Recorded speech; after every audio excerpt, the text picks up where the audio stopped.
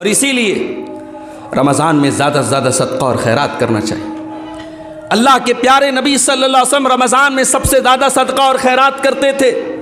اللہ کے نبی کے بارے میں عبداللہ ابن عباس کہتے ہیں کان اجود من الریح المرسلہ، اللہ کے رسول جب سخاوت کرتے تھے، جب اللہ کی راہ میں دان دیتے تھے، صدقہ خیرات کرتے تھے، تو تیز چلنے والی آندھی سے زیادہ آپ صدقہ خیرات کرتے تھے، اور سب سے زیادہ آپ کی سخاوت بڑھ جاتی تھی رمضان کے اندر۔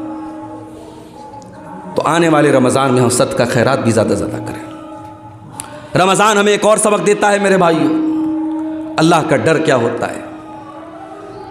گرمی کا موسم ہے، ظہر کی نماز پڑھنے کے لیے آپ مسجد میں آتے ہیں، فجر کے ٹائم آپ نے سحری کھائی تھی، ابھی تک آپ کے منہ میں بھوک و پیاس کے اثرات ہیں۔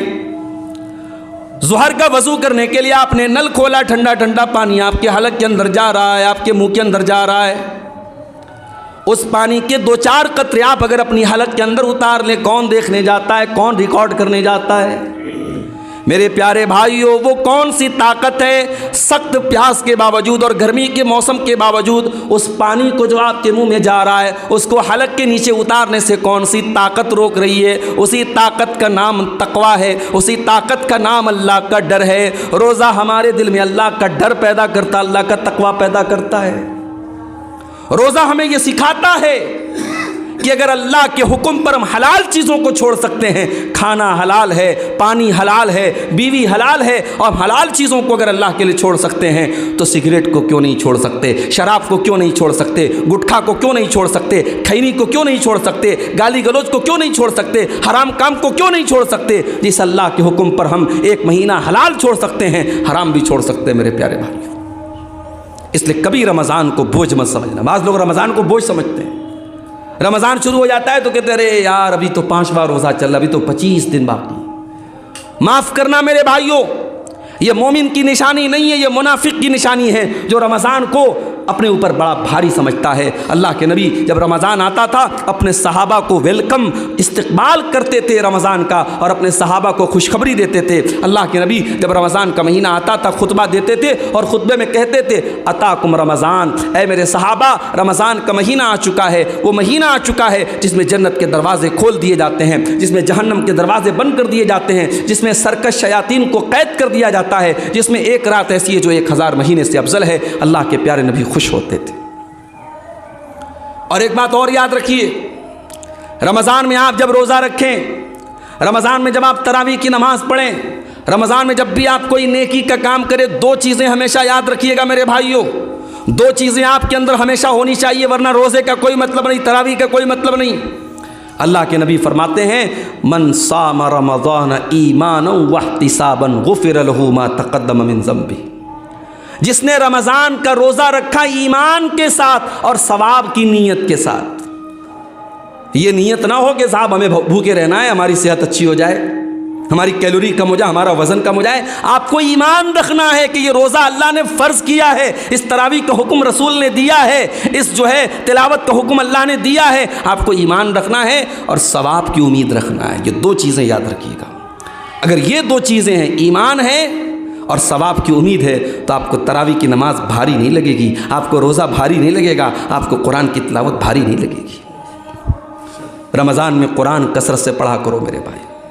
رمضان قرآن کے نزول کا مہینہ ہے، اسی مہینے کی ایک مقدس رات میں قرآن اترا تھا، اس لیے بڑا بد نصیب ہے وہ انسان جو سال کے 11 مہینے بھی قرآن نہیں پڑھتا ہے اور رمضان میں بھی قرآن نہیں پڑھتا ہے۔ آج تو ماشاء اللہ آسانی ہے، موبائل پر آپ جائیے، گوگل ایپ پہ جائیے، گوگل اینڈرائڈ پلے اسٹور میں جائیے آپ، اور اس میں جا کے جو ہے آپ ٹائپ کر دیجیے احسن البیان۔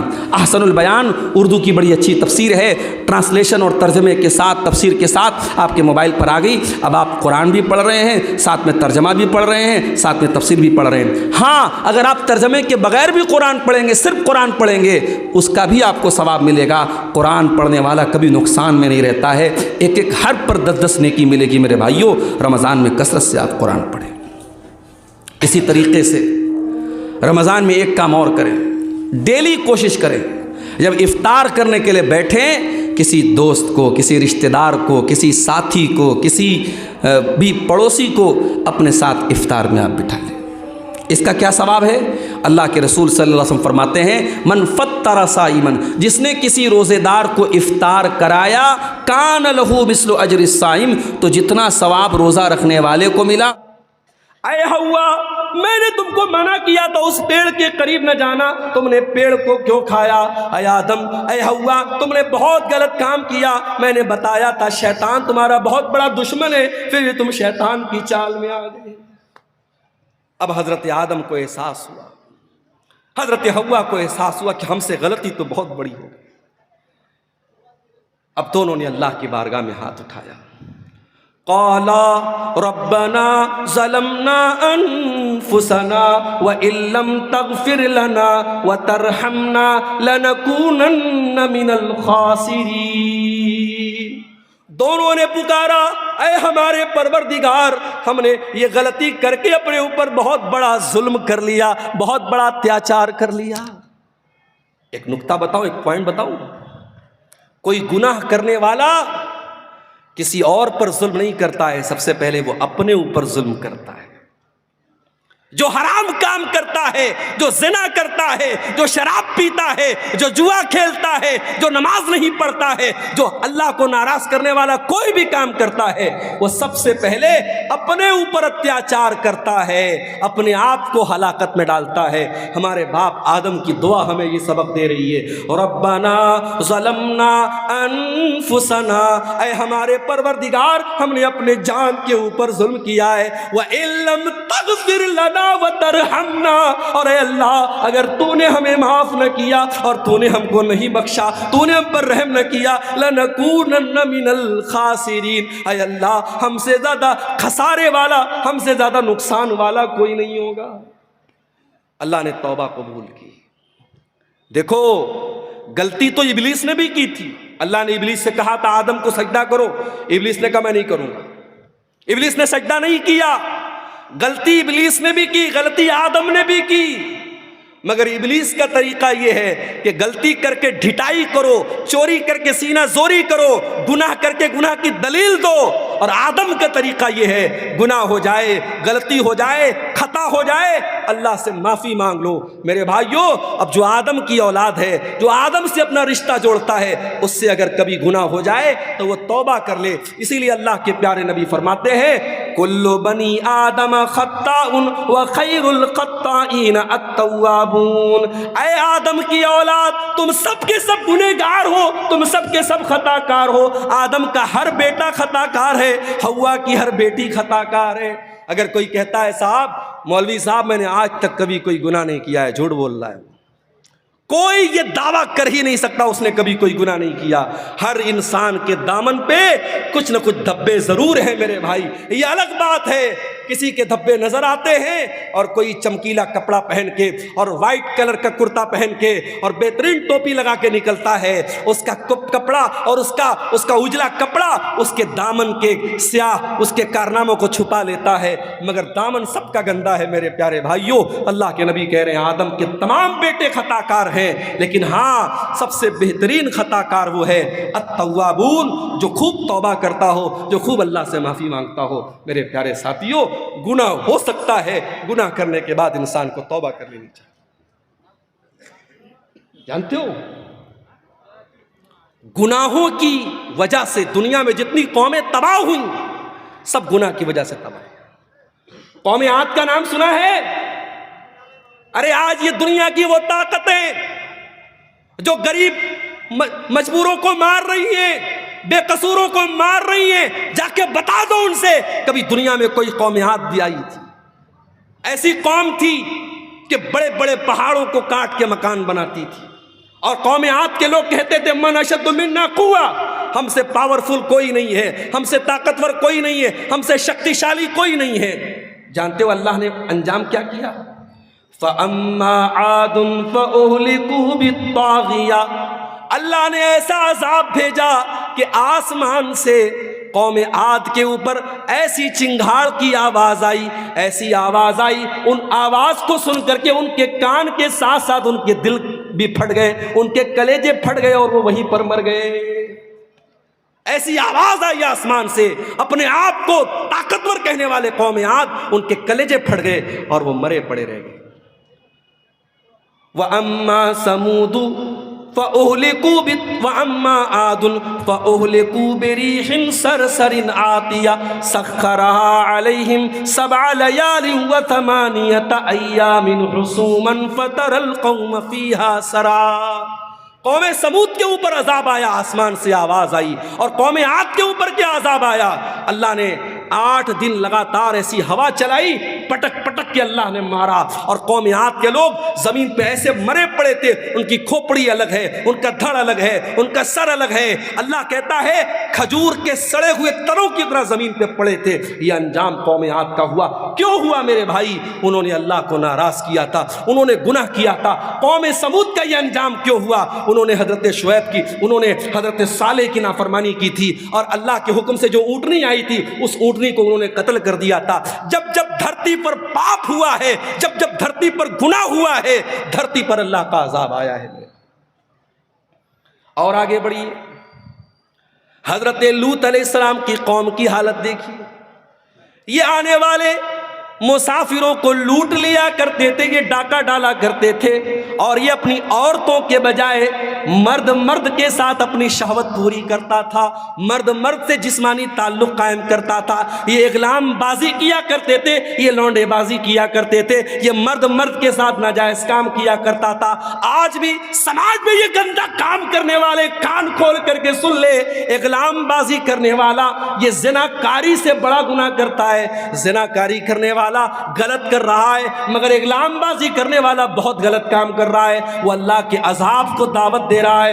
حضرت لوط علیہ السلام کی قوم نے جب یہ گندا کام کیا تو جانتے ہو ان کا انجام کیا ہوا؟ ان کے اوپر آسمان سے پتھروں کی بارش کی گئی، اور اللہ نے پوری ان کی بستی کو پلٹ دیا. اور آج بھی سعودی عرب کے سفر پہ آپ چلے جائیں تو وہاں آپ کو وہ جگہ مل جائے گی، اور وہاں پہ ڈیڈ سی کے نام سے وہ جگہ ہے، اور اس ڈیڈ سی جس کو کہتے ہیں بحر مردار، اس پانی کے اندر آج بھی اس بستی کے اوشیش پائے جاتے ہیں، اس علاقے کی چیزیں پائی جاتی ہیں جو ہزاروں سال پہلے جس کو اللہ تعالیٰ نے عذاب بھیجا تھا اور پوری بستی کو الٹ دیا تھا. میرے بھائیوں، جس نے اللہ کی فطرت کو بدل دیا، جو کام عورت کے ساتھ اور بیوی کے ساتھ کرنا چاہیے وہاں مرد مرد کے ساتھ کرتا تھا، اللہ نے اس کی سزا کیا دی؟ اللہ نے آسمان سے پتھر برسایا اور پوری بستی کو الٹ دیا.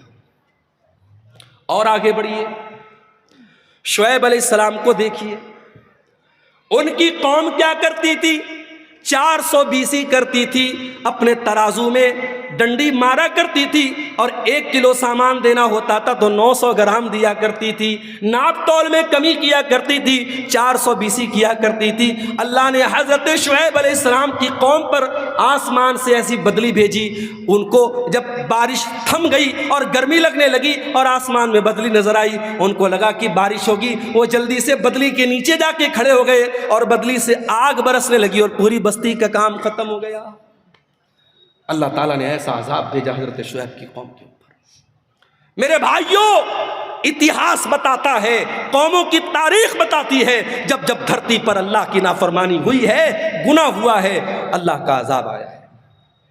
اسی لیے اللہ قرآن کے 20ویں پارے کے لاسٹ میں فرماتا ہے فَكُلًّا أَخَذْنَا بِذَنبِهِ فَمِنْهُمْ مَنْ أَخَذَتْهُ الصَّيْحَةُ وَمِنْهُمْ مَنْ أَرْسَلْنَا عَلَيْهِ حَاصِبًا وَمِنْهُمْ مَنْ خَسَفْنَا بِهِ الْأَرْضَ وَمِنْهُمْ مَنْ أَغْرَقْنَا. میرے بندو، ہم نے ہر قوم کو جس کو ہلاک کیا اس کے گناہ کی وجہ سے ہلاک کیا. کسی کے اوپر آسمان سے پتھر برسایا، کسی کے اوپر آسمان سے آواز آئی، اور کسی کو زمین میں دھسا دیا، اور کسی کو سمندر میں ڈوبا ڈوبا کے مار دیا. ایک صاحب تھے، ان کا نام تھا فرعون. وہ کیا کرتا تھا؟ بچوں کو مروا دیتا تھا، بچوں کو مروا دیتا تھا. اچھا، فرعون کا نام ہم سنتے ہیں کہ بڑا ظالم ہے، اور اسرائیل کا نام آتا ہے تو ہمارے کچھ لوگ یوٹیوب پر اور ٹویٹر پہ کہتے ہیں آئی اسٹینڈ ود اسرائیل، میں اسرائیل کے ساتھ کھڑا ہوں. ارے ظالموں، یہ بحث چھوڑ دو. اسرائیل میں ظلم کس کے اوپر ہو رہا ہے؟ کس کمیونٹی پر ہو رہا ہے؟ کس قوم پر ہو رہا ہے؟ یہ سوچو، پچھلے چند مہینوں میں غازہ کی سرزمین پر ہزاروں چھوٹے چھوٹے بچے مار دیے گئے. ان کی کٹی پھٹی لاشیں جا کے دیکھ لو میرے بھائی، آپ کے منہ سے نوالا نہ اترے گا، آپ کے حلق سے کھانا نہ اترے گا. ارے بچوں کی کیا غلطی ہوتی ہے میرے بھائی؟ بچے تو سب کے پیارے ہوتے ہیں. کہیں اسکول ہوتا ہے روڈ پر تو سرکار وہاں پہ بورڈ لگاتی ہے کہ گاڑی دھیرے چلائیے، یہاں بچوں کا اسکول ہے. بچوں کے ڈاکٹر کے یہاں جاؤ تو بڑے بڑے وہاں پہ بورڈ لگے رہتے ہیں، keep silent there are children, خاموش رہیے یہاں پر بچے ہیں. بچوں سے ہم اتنا پیار کرتے ہیں، بچوں کا اتنا خیال کرتے ہیں. میرا پروگرام ہونے والا ہے میرٹھ کی سرزمین پر 17 تاریخ کو. ابھی آج وہاں سے فون آیا کہ پرمیشن نہیں ملا. میں نے کہا کیوں نہیں ملا؟ بولے 18 تاریخ کو ایگزام ہونے والا ہے اور پرشاسن نے کہا کہ ہم آپ کو پرمیشن نہیں دے سکتے، بچوں کو رات میں ایگزام کی تیاری کرنا ہوگا، آپ لاؤڈ اسپیکر لگائیں گے، بچے تیاری نہیں کر پائیں گے. اتنا بچوں کا لوگ خیال کرتے ہیں. ہزاروں لاکھوں بچے مار دیے گئے، ان کی لاشیں بے گور و کفن پڑی ہے میرے بھائیوں، اور آج دنیا اس کا سپورٹ کر رہی ہے. ایک فرعون، اس کو لوگ گالی دیتے بڑا ظالم تھا. ارے فرعون تو بچوں کو مرواتا تھا، بچیوں کو نہیں مرواتا تھا. اس کو کسی نے بتایا تھا کہ تیری حکومت ایک بچہ پیدا ہوگا جو آگے چل کے تیری حکومت کو ختم کر دے گا. اپنے آپ کو رب کہتا تھا، اپنے آپ کو خدا کہتا تھا، مگر اتنا بزدل تھا. جب اس کو بتایا کسی جوتشی نے کہ تیری حکومت میں ایسا بچہ پیدا ہوگا، اس نے آرڈر دے دیا، سارے بچوں کو مروانے کا آرڈر دے دیا. مگر اللہ کی قدرت دیکھو میرے بھائی کہ اس نے اتنے بچوں کو مروایا، مگر حضرت موسیٰ علیہ السلام کو اللہ کو بچانا تھا. اللہ نے کیسے بچایا لمبا واقعہ ہے، میں وہ آپ کو ادھر نہیں لے کے نہیں جانا چاہتا ہوں. کس طریقے سے فرعون کے محل میں اور فرعون کے پیسے سے حضرت موسیٰ کی پرورش ہوتی ہے. اور یہی فرعون جب موسیٰ علیہ السلام اس سے آ کے کہتے ہیں کہ اے فرعون میں اللہ کا رسول ہوں، میں رب العالمین کا رسول ہوں، تو فرعون اللہ کا مذاق اڑاتا ہے، کہتا ہے وما رب العالمین، اے موسیٰ کون رب العالمین؟ میں سب کا رب ہوں، میں جلاتا ہوں، میں مارتا ہوں. وَهَٰذِهِ الْأَنْهَارُ تَجْرِي مِن تَحْتِي، اے موسیٰ میں مصر کا بادشاہ ہوں اور یہ بڑی بڑی ندیاں میرے محل کے پاس سے گزرتی ہیں. میں ان نہروں کا مالک ہوں، میں ان ندیوں کا مالک ہوں. اے موسیٰ تو ڈھنگ سے بول بھی نہیں سکتا ہے، تو کیا میرا مقابلہ کرے گا؟ اے موسیٰ کون ہے تیرا اللہ؟ اے حامان جلدی سے سیڑھی لاؤ، میں چڑھ کے دیکھوں کہ موسیٰ کا رب کیا کر رہا ہے، موسیٰ کا اللہ کیا کر رہا ہے. اس نے اللہ کا مذاق اڑایا، اس نے موسیٰ کے رب کا مذاق اڑایا. اللہ نے انجام کیا کیا؟ اسی فرعون کو جو اپنی حکومت پر بڑا ناز کیا کرتا تھا، اللہ نے پانی میں ڈوبو ڈوبو کر کے مار دیا. وَمِنْهُمْ مَنْ أَغْرَقْنَا، ہم نے بہت سارے لوگوں کو زمین میں ڈوبا ڈوبا کے مار دیا. اللہ کا عذاب میرے بھائی گناہوں کی وجہ سے آتا ہے. یہ گناہ بڑے خطرناک ہوتے ہیں میرے بھائی. ہمارے گھر میں کاکروچ آ جائیں ہم دوا لاتے ہیں، ہمارے کمرے میں چوہا آ جائے ہم چوہے کو پکڑنے کی مشین لاتے ہیں. کیوں؟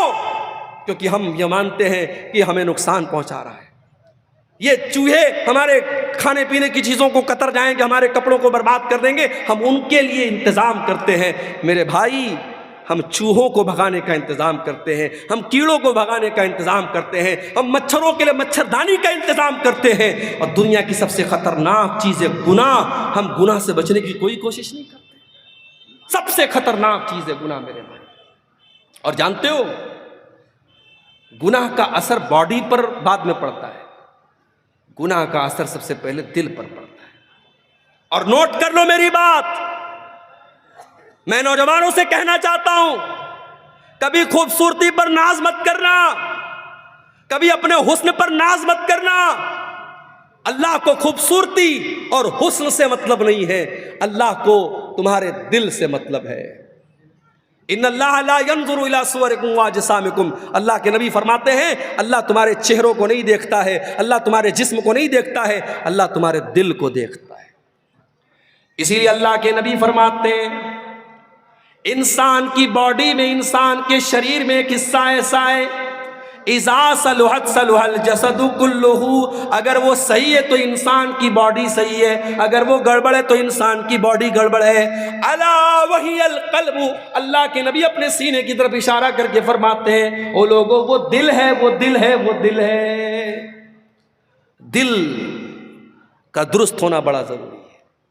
قیامت کے دن اللہ یہ نہیں پوچھے گا تم فیئر اینڈ لولی لگاتے تھے کہ نہیں لگاتے تھے، فیئر اینڈ ہینڈسم لگاتے تھے کہ نہیں لگاتے تھے، تم فیس ماسک سے اپنا منہ دھلتے تھے کہ نہیں دھلتے تھے، میری بہنوں تم کتنی دیر میک اپ کرتی تھی آئینے کے سامنے کھڑے ہو کر کے، اللہ یہ نہیں پوچھے گا، اللہ کیا تو دل دیکھا جائے گا۔ اسی لیے ابراہیم علیہ السلام دعا کرتے ہیں، اے پروردگار ولا تخزنی یوم یبعثون یوم لا ينفع مال ولا بنون الا من اتى اللہ بقلب سلیم۔ اے اللہ مجھے تو قیامت کے دن رسوا نہ کرنا، مجھے تو قیامت کے دن ذلیل نہ کرنا، اے اللہ قیامت کے دن نہ مال کام آئے گا نہ اولاد کام آئے گی، اے اللہ قیامت کے دن تو وہی کامیاب ہوگا جو صاف ستھرا دل لے کر کے آئے گا۔ جب انسان گناہ کرتا ہے تو دل ناپاک ہو جاتا ہے، دل گندا ہو جاتا ہے، سب سے پہلے دل پر اثر پڑتا ہے۔ اسی لیے قرآن کا پہلا پارہ اٹھاؤ، اللہ تعالیٰ جب یہودیوں کے گناہوں کا تذکرہ کرتا ہے، جب یہودیوں کی نافرمانیوں کا تذکرہ کرتا ہے تو اللہ کیا فرماتا ہے؟ ثم قست قلوبکم من بعد ذالک فہی کالحجارۃ او اشد قسوا۔